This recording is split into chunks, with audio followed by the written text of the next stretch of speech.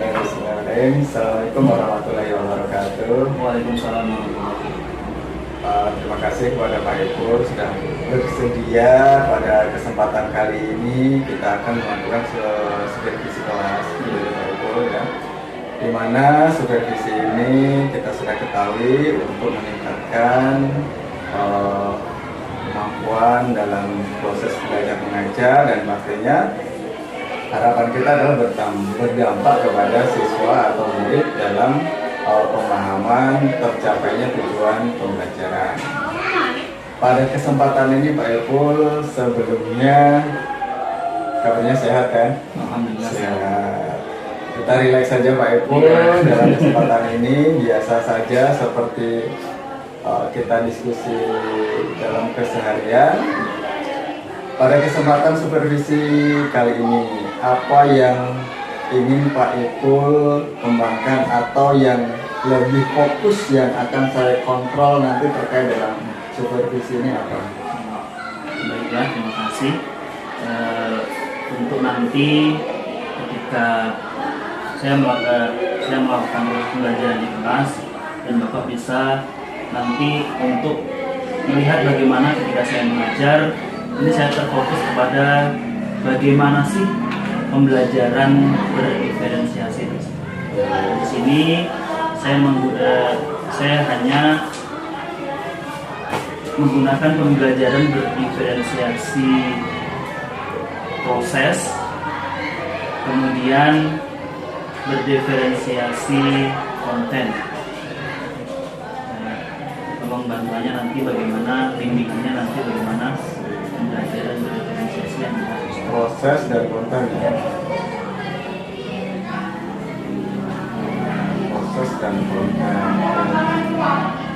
Jadi nanti saya fokus ke dalam permasalahan berdiferensi proses dan konten. Nah, dalam persiapannya apa yang sudah Pak Ipul lakukan untuk melakukan berdiferensiasi proses dan konten ini yang sudah Pak Ipul lakukan?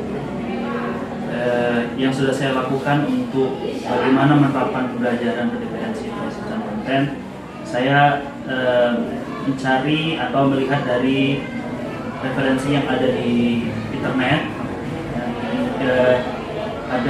Saya melihat modul-modul sebagai acuan saya dalam pembuatan modul ajar yang saya pakai nanti. Kemudian saya melihat juga bagaimana kesiapan dari peserta didik. Itu yang sudah Pak Ipul lakukan atau usaha untuk melakukan pembelajaran berdiferensiasi proses dan konten yang akan Pak Ipul lakukan. Bila boleh tahu Pak Ipul rentang antara keberhasilan posisi Pak Ipul ini saat belum melakukan ini, bila di antara 1 sampai 10 berapa? Kalau melihat dari modul yang sudah saya buat, ini sepertinya kalau menurut saya Pak ya, itu dari 1 sampai 10 mungkin 7 Pak. 7 ya, jadi nanti di kisaran antara 7 ya Pak. 7 sampai 8 lah. Melihat dari kesiapan saya juga mempersiapkan KTB, kemudian apa yang nanti mau digunakan. Selain itu Pak Ipul, indikator keberhasilannya nanti Pak Ipul bahwa dalam proses pengaplikasian pembelajaran berdiferensiasi dan proses ini berhasil itu indikatornya apa? Di sini kan tujuan pembelajaran yang saya ambil itu nanti pada saat pembelajaran saya kan mengambil pembelajaran materi sistem pencernaan Pak ya. Jadi nanti diharapkan peserta didik itu nanti bisa menganalisis atau menyebutkan apa sih organ-organ dalam sistem pencernaan tersebut. Diharapkan nanti bisa mereka memahami dan bisa. Untuk mendukung proses pembelajaran berdiferensiasi proses dan konten ini yang Pak Ipul siapkan apa? Yang sudah Pak Ipul siapkan? Pertama media. Ya, mungkin saya di sini menggunakan ada pertama kursus Pak. Kursus itu kayak kartun manusia seperti itu. Kemudian aplikasi assembly reading itu saya menggunakan Barpak Pak, nanti ada di situ. Siswa membarter menggunakan HP. Kemudian yang ketiga menggunakan media video.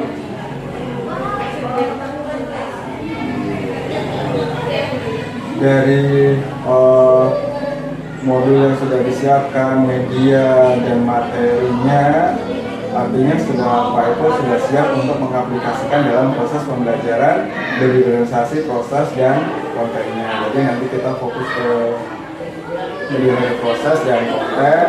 Maka dari itu karena Pak Ipul sudah siap, kita langsung ke kelas. Nanti saya konsentrasi. Jadi saat nanti proses observasi, saya tidak akan mengganggu proses Pak Ipul dalam kelas, jadi abaikan saja aktivitas saya dan saya pun akan meminimalisir dalam gerakan saya supaya Pak Ipul merasa tidak terganggu. Oke, itu saja Pak Ipul, terima kasih, siap untuk di kelasnya. Makasih, kita ke kelas. Iya.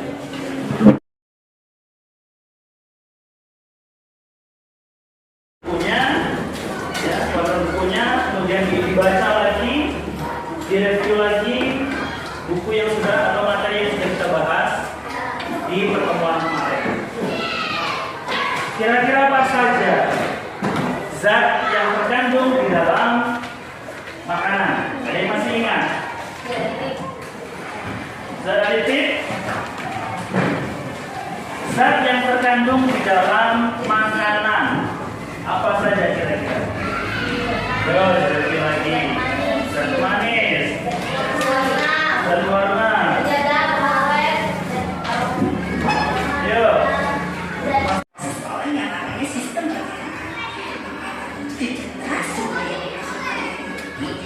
kamu bisa kemarin deh besok harinya sebenarnya apa aja ya jadi supaya tahu yuk kita bahas mengenai sistem pencernaan. Nah, ya itu sudah video singkat sebagai respon atau sebagai untuk kalian menganalisis. Tadi kan ada fungsi dari kita makan yaitu untuk menghasilkan energi supaya kita bisa beraktivitas. Fungsi sarapan juga seperti itu. Sarapan kita pagi-pagi supaya di sekolah semangat belajar, tidak pentak-pentuk, tidak males, begitu ya. Nah, yang akan menjadi pusat belajar kita adalah apa saja sih organ-organ yang berperan dalam proses. Nah, kemarin sudah kita buat jadi beberapa kelompok. Ada 5 kelompok. Silakan bentuk kelompok sesuai dengan kelompoknya masing-masing. Silakan. Terbuka lagi. Ada Cindy, Alan, sama Aisha. Kemudian Iken, Esti, Isak, Reno. Kemudian Andra, Ulu, Esil, Agda. Novitri, Windy, Sarita, Zizi, Aka, Ayu, Rahel, Fitri, Yanto, dan Rena. Silakan dibuat kelompok. Aktif, Pak. Yuk. Ini Pak.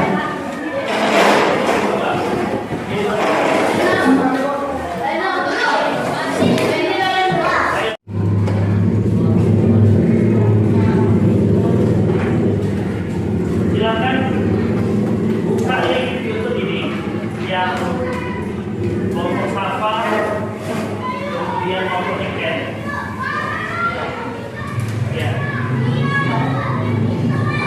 Buka, kemudian kamu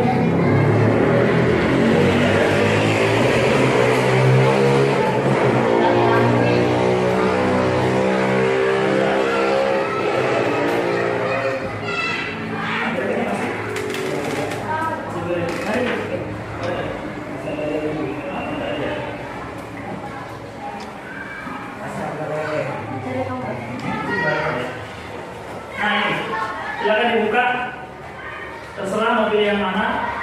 Yang bagian itu, yang ikut itu pokoknya Safa sama Niken. Ya, buka pelajari. Nah ini bisa nih.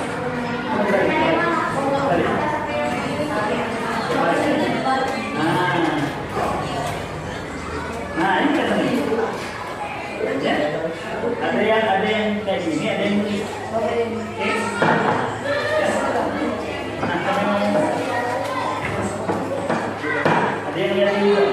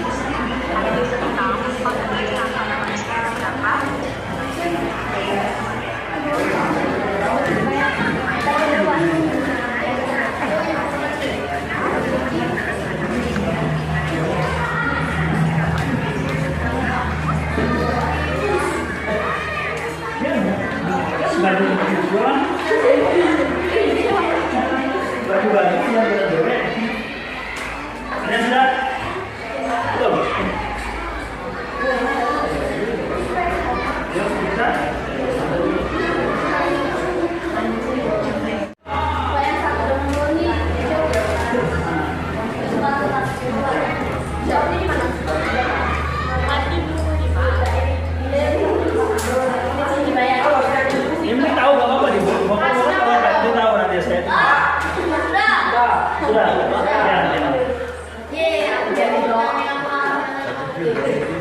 Ya. Ini apa ini? Artinya siapa? Nanti siapa yang tahu?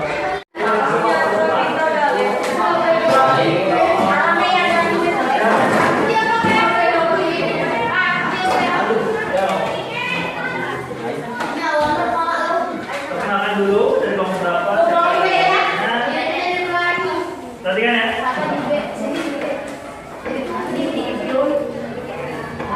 Perhatikan kamu.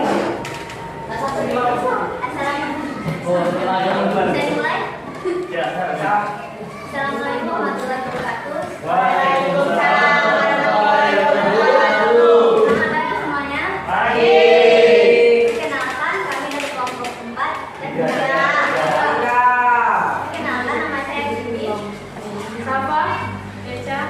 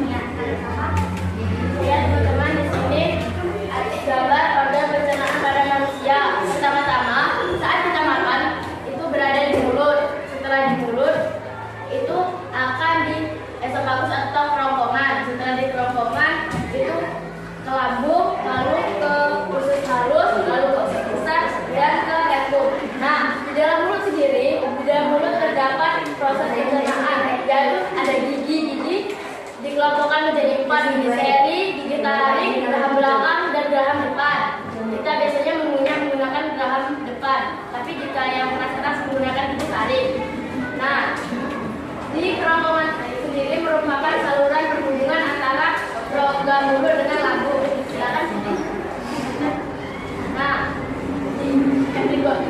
kerongkongan berfungsi sebagai jalan bagi makanan yang telah dikunyah dari mulut menuju lambung. Jadi, makanan yang sudah diikunyah masuk ke dalam menuju lambung, setelah di mulut ke kerongkongan lalu ke lambung. Lalu dilanjutkan.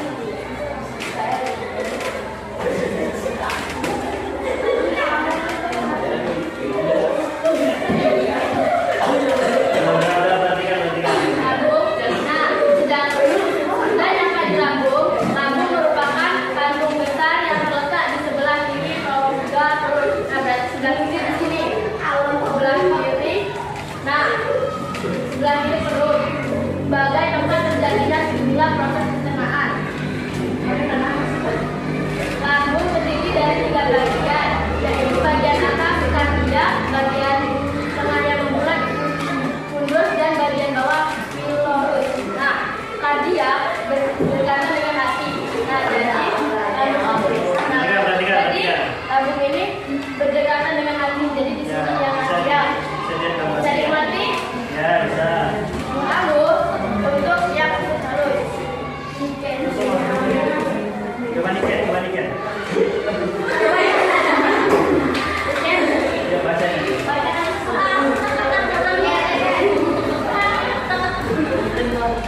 Dia nanti niket. Udah. Iya. Alam. Udah.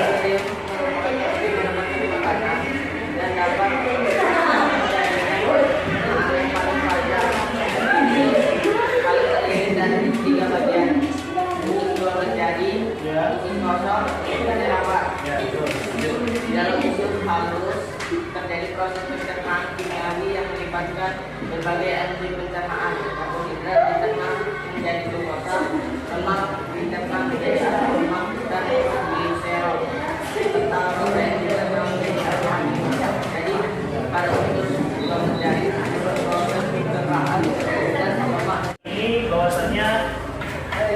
sistem pencernaan itu ada beberapa organ yang bekerja ya. Pertama organ mulut. Di situ makanan akan dihancurkan dengan bantuan apa? Bantuan gigi. Bantuan gigi. Kemudian ada di situ juga ada lidah membantu proses membolak-balik makanan dan juga mendorong makanan ke kerongkongan.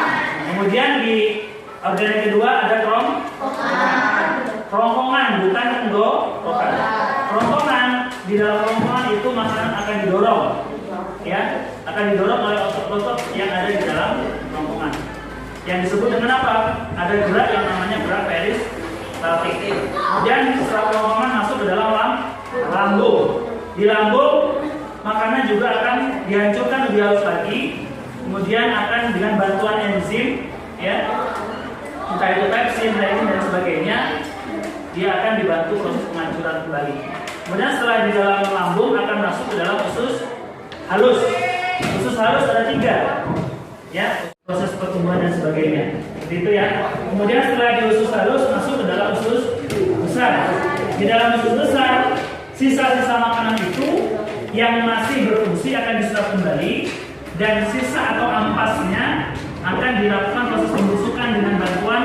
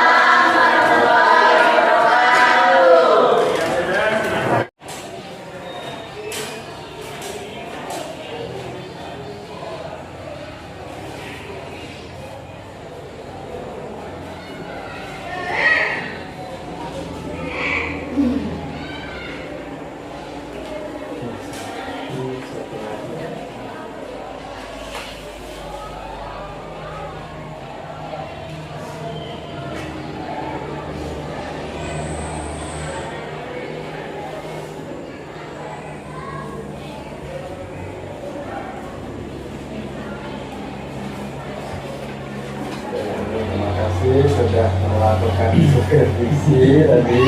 Nah, hasil dari observasi tadi, Pak Ipul sudah melakukan proses pembelajaran sesuai dengan apa yang sudah direncanakan. Menurut dari evaluasi Pak Ipul dari apa yang sudah dilakukan dalam proses pembelajaran tadi, menurut Pak Ipul bagaimana penilaian Pak Ipul? Pada pembelajaran tadi ada sedikit kendala, Pak, ya. Ada sedikit kendala, terutama pada saat akan ada evaluasi melalui KHOL. Nah, tadi ada kendalanya karena susah nggak bisa dibuka, jadi. Kalau terkait dengan pembelajaran berdiferensiasi sesuai dengan tujuan di awal tadi, kira-kira pencapaiannya gimana? Proses tadi tercapai menurut Pak Ipul? Tercapai, Pak. Tercapai. Ya. Indikatornya tercapai itu di mana, Pak? Itu bisa mengatakan bahwa indikator berdiferensiasi proses dan kontennya itu tercapai. Tadi kan tadi kan tujuan pembelajaran saya itu kan anak menyebutkan macam-macam organ pencernaan. Ketika dilakukan pertanyaan, ternyata anak bisa menjawab seperti itu. Dan untuk mendiferensiasinya tadi di setiap kelompok itu saya berikan cara yang berbeda-beda. Untuk kelompok yang low tadi saya kasih torso, mereka mengamati mana saja sih organ-organ sistem pencernaan pada manusia. Dan mereka pun ketika saya dekatin, mereka bisa menunjukkan atau mana mulut ini, mana tenggorokan ini, mana lambung ini, mereka bisa. Kemudian di kelompoknya yang kemampuan middle atau sedang menggunakan barcode. Mereka sepertinya antusias menggunakan barcode, menggunakan HP. Nah, ada yang menulis, ada yang men-scan, ada yang megang barcode-nya juga. Nah, ketika saya dekati, mereka juga bisa menjawab. Untuk yang high dengan bantuan video. Ini adalah berdiferensiasi berdasarkan konten ya. Nah, Kalau berdiferensiasi prosesnya, menurut Pak Ipul bagaimana? Prosesnya, cara mengerjakannya beda-beda. Cara mengerjakannya berbeda-beda. Iya, Dari apa yang saya sudah Pak Ipul sampaikan tadi, bahwa proses pembelajaran yang sesuai direncanakan, Pak Ipul sudah akan melakukan pembelajaran berdiferensiasi proses dan konten. Dan menurut Pak Ipul di situ sudah tercapai apa yang akan Pak Ipul lakukan sesuai dengan rencana pembelajaran. Di sini saya belum untuk memberi umpan balik, tetapi kalau diberi nilai, misalnya di rentan, interval 1 sampai 10, pencapaian Pak Ipul yang sudah dilakukan tadi itu gimana? Yang kamu dapat? Naik sedikit. Naik sedikit. Karena tadi ada kesalahan. Ya. Jadi di dalam naik sedikitnya itu berapa Pak Ipul? Ya, 8,5 ya. 8,5 ya, berarti sekitar 1,5 ya. Jadi apa yang tadi sekitar 7 di antara interval.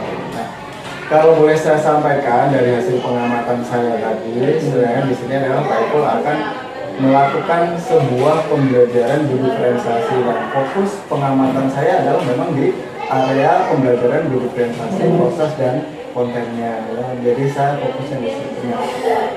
Dari apa yang sudah Bapak Ipul lakukan di dalam proses pembelajaran tadi dan sesuai dengan apa yang Pak Ipul katakan bahwa pada pembelajaran berdiferensiasi prosesnya dulu ya di sini Pak Ipul di situ sudah mengelompokkan berdasarkan kesiapan. Ya. Pak Ipul berdasarkan kesiapan dengan memberi materi yang berbeda-beda dari yang misalnya low di situ Pak Ipul memberikan bantuan dengan torso dan ada yang dengan barcode, ada dengan beli paket, ada yang pakai YouTube tadi saya melihat juga di situ. Nah di situ Pak Ipul membeda-bedakan cara pelakuannya dengan media anak-anak mengamatinya dan Pak Ipul juga mendampingi dan situ saya juga lihat bahwa Pak Ipul sudah fokus kepada yang low, tetapi Pak Ipul juga tidak menyampingkan atau tidak membiarkan yang high atau yang middle untuk bekerja begitu saja, tetapi di situ juga Pak Ipul sudah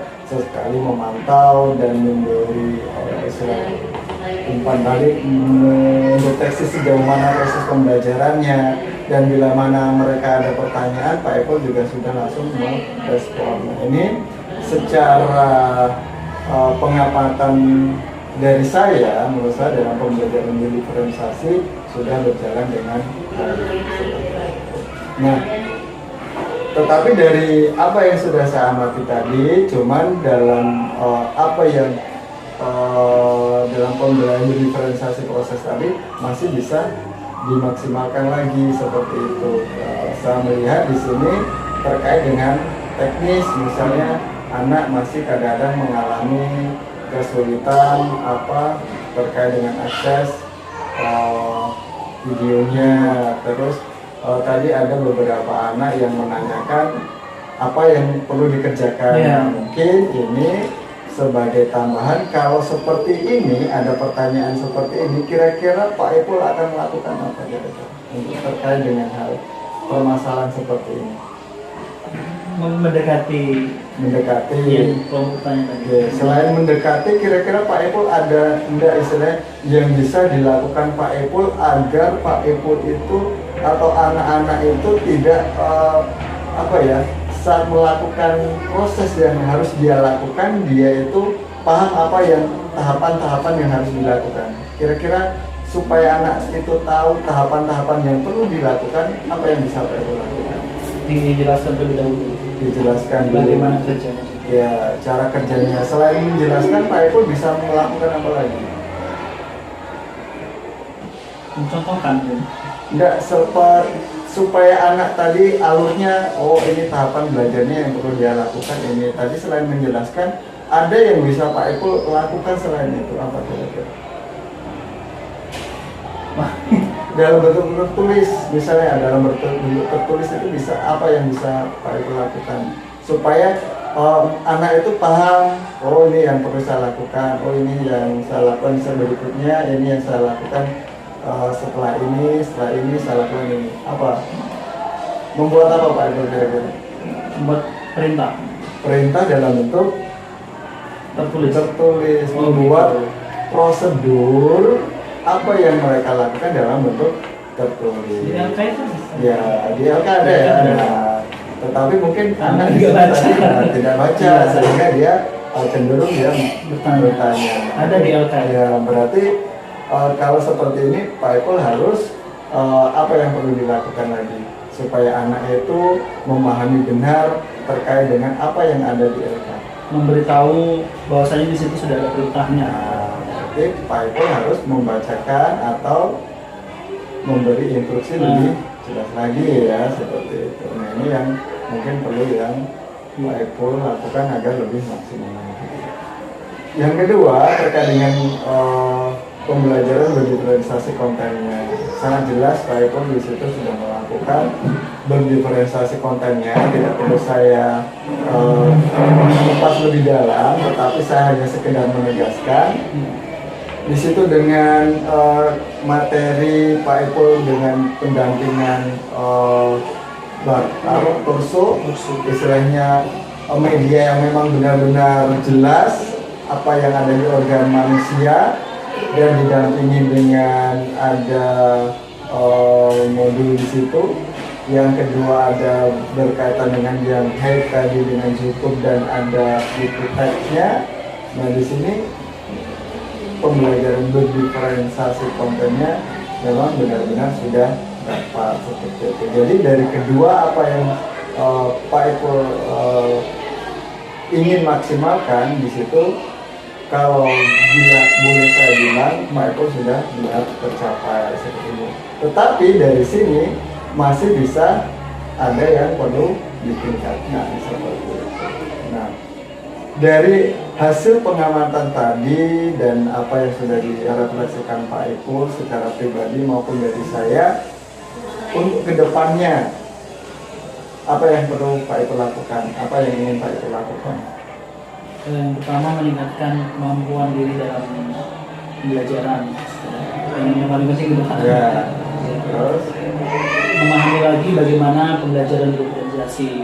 Oke, memahami lagi. Nah, indikator bahwa Pak Ipul itu nanti bahwa dalam belajar nanti ke depannya itu bahwa pembelajaran berdiferensiasinya lebih baik lagi. Gimana indikatornya? Jadi indikator berhasilnya. Ya, tadi kan Pak Ipul akan belajar lagi tentang pembelajarannya. Nah, indikator keberhasilannya apa Pak Ipul? Ya nanti mungkin menerapkan di kelas ini. Menerapkan lagi di kelas lebih baik dari apa ya yang sudah saat ini. Nah, mungkin itu saja masukan dari saya. Ya. Selain itu mungkin karena kahotnya tadi tidak berjalan. Nah, ini juga perlu catatan. Mungkin sebelum dilakukan, Pak Ipul juga harus mempersiapkan lebih matang lagi ya seperti itu, supaya apa yang sudah diagendakan sudah istilahnya di dalam rencana terlaksana dengan baik semuanya. Dan itu saja Pak Ipul, terima kasih atas waktunya dan berkenannya untuk disupervisi, dan ini adalah untuk meningkatkan dalam proses pembelajaran kita semuanya terkait dari apa itu implementasi kurikulum mereka supaya berjalan dengan baik. Saya ucapkan ribuan terima kasih. Dan kita kembali lagi nanti ke depan, mungkin ada suatu saat kesempatan saya bisa mensupervisi. Ya, terima kasih Pak atas masukan, kemudian atas ilmu yang saya berikan. Mohon bimbingannya, karena juga saya mungkin sangat perlu untuk nanti pada saat. Kalau saya sih harapannya Pak Ipul bisa menerapkan dalam pembelajaran sehari-hari yang minimal apa yang seperti yang sudah dilakukan tadi, seperti itu. Pembelajaran diferensiasinya akan terbiasa dan anak-anak juga terbiasa. Oh iya. Itu saja Pak. Iya, makasih banyak. Ya, makasih banyak. Iya, terima kasih. Oh, iya.